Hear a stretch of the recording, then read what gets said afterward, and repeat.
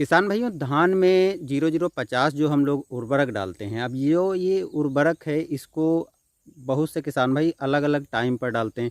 कुछ किसान भाई तो इस उर्वरक को डाल कर के फ़ायदा पूरा-पूरा उठा लेते हैं और कुछ किसान भाइयों को हो जाता है नुकसान। ऐसे ही जो टॉनिक आते हैं, तो बहुत से टॉनिक ऐसे आते हैं जिनको आपको बालियाँ निकलने के बाद नहीं डालना चाहिए, लेकिन फिर भी वो डाल देते हैं, जिससे नुकसान हो जाता है।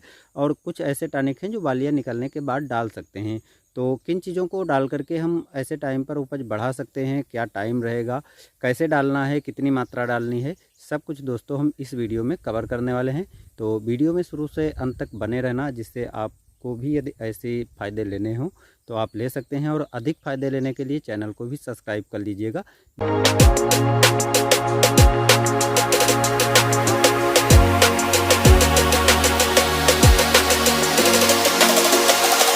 अब ये दोस्तों जो धान लगा हुआ है, इसमें आपको दिखाई पड़ रहा होगा कि बाली झुक चुकी है।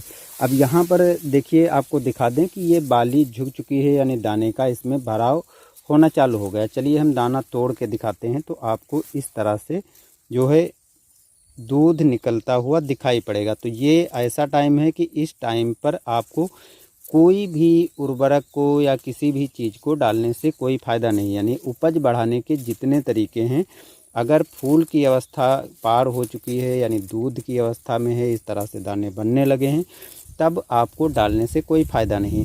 अगर आप इस टाइम पर डालते भी हैं, तो देखिए यहाँ पर ये जैसे दूध बन चुका, तो अब दाना मजबूत होना चालू हो जाएगा। अगर इस टाइम पर आप किसी भी उर्वरक को डालते हैं, तो होगा क्या, जैसे इस पे दाने पे धब्बे आपको दिखाई पड़ रहे होंगे, तो इस तरह से दाने पर वो उर्वरक चिपक जाएगी और दाने पर इस तरह से धब्बे छोड़ देगी, जिससे धान की क्वालिटी ख़राब होती है। काफ़ी हद तक धान की क्वालिटी ख़राब हो जाएगी, बदरंग दाने हो जाएंगे। और जब बदरंग दाने हो जाएंगे तो दाने की क्वालिटी उतनी बेहतर नहीं रहेगी, और मार्केट में जब बेचने ले जाएंगे तो आपके धान का मूल्य भी उतना अच्छा नहीं मिलेगा। बाकी सब ठीक होगा, दाना अच्छा होगा, मजबूत होगा, लेकिन ऊपर से जो देखने में क्वालिटी होती है, उसी के आधार पर प्राइस तय होता है। तो आपका जो धान है इस कैटेगरी में फेल हो जाएगा। खाने के लिए यूज करते हैं तब तो कोई दिक्कत नहीं, चावल वगैरह तो इतना पड़ेगा, लेकिन क्वालिटी जो गुणवत्ता ऊपर से देखने में है वो ख़राब होगी। बाकी इस टाइम पर आपको कोई फ़ायदा भी नहीं मिलने वाला। अब देखिए, अगर आप इस टाइम पर देखो 0050 के अतिरिक्त तो कोई टॉनिक वगैरह या कुछ भी डालते हैं, तो उसका दाने के भराव की इस स्टेज में आ जाने पर कोई फ़ायदा नहीं मिलता है। तो अगर इस टाइम पर आप डालते हैं तो नुकसान होना है, कोई फ़ायदा नहीं होना। डालना आपको अगर है तो किस टाइम तक डालना चाहिए, ये दोस्तों महत्वपूर्ण बात आती है। तो देखिए दोस्तों, अगर आपका धान इस स्टेज में आ गया है, यानी ये जो देख सकते हो फूल की अवस्था में, अभी इसमें फूल बना हुआ है, फूल पूरा है, बाली इस तरह से हल्की हल्की झुकी है, तो ये टाइम रहता है कि जिस टाइम तक आप जो है अपने धान की उपज बढ़ाने के लिए चीज़ों को यूज कर सकते हैं। तो अब ऐसा टाइम है, या इसके पहले आपको इस तरह से फूल भी नहीं दिखाई पड़ेगा। देखिए यहाँ पर आपको एक चीज़ और बता दें कि दाने में जो इसका दाना है वो मुंह इसका बंद हो चुका है, जबकि शुरुआत में मुंह खुला रहता है। जब तक मुंह खुला रहता है, यहाँ देख सकते हो कि इसमें ये देखिए यहाँ पर ये मुंह इसका खुला है, तो इस टाइम पर परागण होता है। और परागण होने पर हमको कोई चीज़ नहीं डालनी चाहिए, ये चीज़ें इसके पहले डालनी देनी चाहिए। यानी फूल की अवस्था स्टेज आने के पहले ही हमको उर्वरकों को डालना चाहिए। नहीं तो जब आप दवा का, किसी कीटनाशक का, किसी उर्वरक का स्प्रे करेंगे, तो ये जो मुंह खुला है दाने का, इसमें चली जाएगी, और इसमें चले जाने पर दाने का भराव नहीं होगा, जबकि आप फायदे के लिए ही देंगे, लेकिन उसका उल्टा प्रभाव पड़ेगा। तो ये चीज़ आपको विशेष तौर पर ध्यान रखना है। तो फूल की अवस्था आने के पहले, ये जैसे ये है, तो इसमें अब फूल बनना हल्का चालू हुआ है, तो इस टाइम तक आप डाल सकते हैं। तो ये ऐसा टाइम है कि जिस टाइम पर आप 0050 डाल सकते हैं। 1 किलोग्राम मात्रा रखनी, ज़्यादा नहीं रखनी है। कोई टॉनिक डालना चाहते हैं तो टॉनिक में भी आपको ध्यान रखना है, इस टाइम पर टॉनिक वही फ़ायदे करेंगी जो सूक्ष्म तत्व वाली हैं, बाकी टॉनिक कोई फ़ायदा नहीं करने वाली हैं दोस्तों।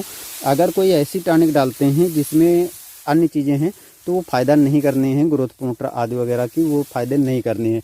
तो ये देखिए यहाँ पर कुछ बालियाँ निकली हैं, कुछ निकल रही हैं, तो ये ऐसी स्टेज है जिस टाइम तक ये चीज़ें आप दे सकते हैं, तो फ़ायदा आपकी फसल को हो जाएगा। तो टॉनिक की हम बात कर रहे थे। जो टॉनिक आपको देना है उसमें माइक्रो न्यूट्रिएंट्स वाली हो सकती हैं या बोरान युक्त हो सकती हैं। बोरान वाली हो सकती हैं या बोरान भी स्टेज तक डाल सकते हैं। बोरान का फ़ायदा ये होगा कि जो इस फूल की अवस्था उसके पहले डालना है, कम मात्रा डालनी है, मुश्किल से 50 ग्राम मात्रा 1 एकड़ में डालनी है, इससे ज़्यादा नहीं डालनी। इससे ज़्यादा डालोगे नुकसान आपको देखने को मिलेगा। अगर आप इस टाइम के बाद डालते हैं, जैसे ये टाइम आ गया, बालियाँ झुक रही, इस टाइम पर डालते हैं तो आपके धान में धब्बे छूटेंगे, कोई फ़ायदा नहीं होगा, पैसा आपका बिल्कुल बर्बाद होना है। तो आपको कोई ऐसी गलती नहीं करनी है। एक चीज़ दोस्तों, इस टाइम पर आप देखते होंगे जो सुंडी का प्रकोप होता है, इस तरह से बालियाँ जो हैं आपको सूखी हुई दिखाई पड़ेंगी। ये जो है सुंडी जो है तने को काट देती है, इस तरह से तने को काट देती है। तो ऐसे में हमें ज़रूरत पड़ती है कीटनाशक देने की। अब कीटनाशक भी ऐसे नहीं दे सकते हैं जो बहुत हार्ड होते हैं। अगर बालियाँ झुक गई हैं तो उस टाइम पर बहुत से ऐसे कीटनाशक होते हैं जिनको डालने से दाने का रंग बदल जाएगा, कलर बदल जाएगा, क्वालिटी ख़राब होगी। तो ऐसे कोई कीटनाशक भी हमें नहीं डालने चाहिए। वही कीटनाशक डालने चाहिए जो दाने पर विपरीत प्रभाव ना डाले और उसका जो असर है वो अच्छा हो और आसानी से जो थोड़े बहुत कीट होते हैं उनको कंट्रोल कर ले। तो ये सभी चीज़ों को अगर आप ध्यान रखेंगे तो आपकी क्वालिटी भी धान की बड़ी अच्छी होगी और उत्पादन भी आपका अच्छा मिलेगा। और जो आपने 0050 या कोई टॉनिक दिया है या कोई कीटनाशक दिया है उसका पूरा पूरा लाभ भी मिलेगा। इस टाइम पर शीत ब्लाइट जैसा रोग भी देखने को मिलता है। तो अगर शीत ब्लाइट या कोई फफूंद जैसे रोग बीमारी लग गई है तो आपको बहुत हाई डोज नहीं अपनानी, ज़्यादा डोज नहीं डालनी है, नॉर्मल डोज डालनी है। और नॉर्मल जो कीटनाशक आते हैं जैसे हेक्साकोनाजोल वगैरह, तो इनको डालना है। बहुत हाई मतलब कैपेसिटी के आपको फफूंदनाशक कीटनाशक नहीं यूज करना है।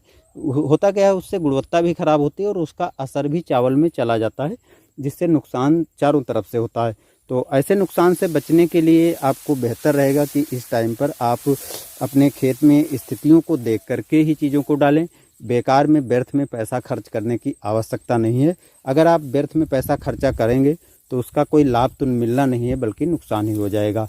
तो अगर आपके धान में इस तरह से बालियाँ झुक चुकी हैं तब आपको किसी भी उर्वरक को या किसी भी टॉनिक को तो भूलकर भी नहीं डालना है। हाँ, इतना ज़रूर है, कोई कीट लगा हुआ है तो कीट से बचाव के लिए आप दवाओं को यूज कर सकते हैं। बाकी जैसे अब इस टाइम पर देखिए ये हरा फुदका या जिसको भूरा फुदका होता है, भूरा माहो होता है, तो ये लगते हैं तो इनके उपाय आप कर सकते हैं। लेकिन बाकी यदि कोई कीट रोग बीमारी नहीं है तो किसी तरह का आपको खर्चा भी करने की ज़रूरत नहीं है। तो दोस्तों बस